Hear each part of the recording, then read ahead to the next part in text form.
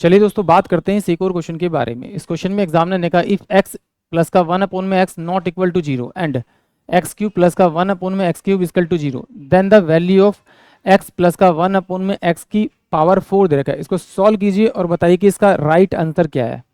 देखिए अगर आपने मेरे साथ क्वेश्चनों की प्रैक्टिस की होगी, मतलब 300 के आसपास हम प्ले लिस्ट में ऑलरेडी ऐड कर चुके हैं, अगर आपने वहां से भी प्रैक्टिस की होगी तो इस क्वेश्चन का आंसर तो आप ओरली निकालेंगे, यानी कि ऑप्शन जो ए होगा वो इस क्वेश्चन के लिए करेक्ट होगा। अब ये निकाला कैसे?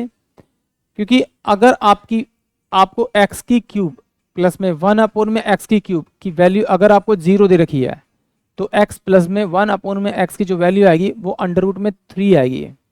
तो यहाँ पर अगर आप इसकी वैल्यू अंडर रूट 3 रखेंगे तो अंडर रूट 3 इंटू में अंडर रूट 3 इंटू में अंडर रूट 3 इंटू में अंडर रूट 3, इसको मल्टीप्लाई करेंगे तो 3 आएगा, इसको मल्टीप्लाई करेंगे तो आपका 3 आएगा।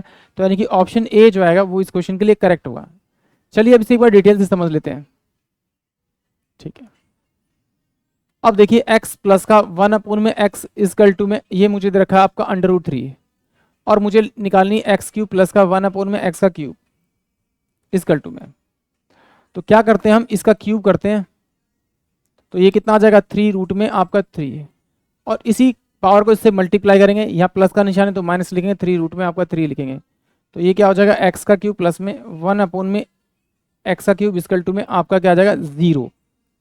यानी कि x प्लस का 1 में x की जो वैल्यू आई वो मेरे पास में कितनी आई अंडर रूट 3, इसे अंडर रूट 3 रखेंगे तो ऑप्शन ए जो होगा वो इस क्वेश्चन के लिए करेक्ट होगा।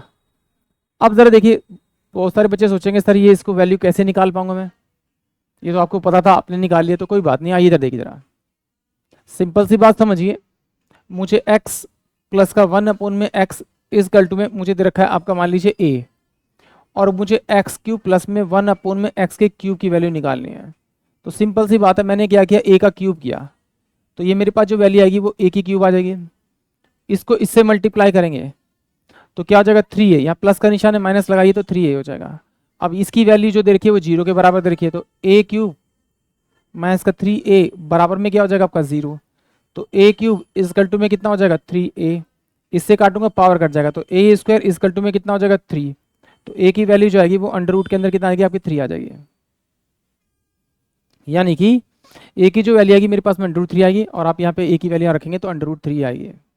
यानी कि ऑप्शन जो ए है वो इस क्वेश्चन के लिए करेक्ट है। आई होप आप सभी को क्वेश्चन समझ में आया होगा।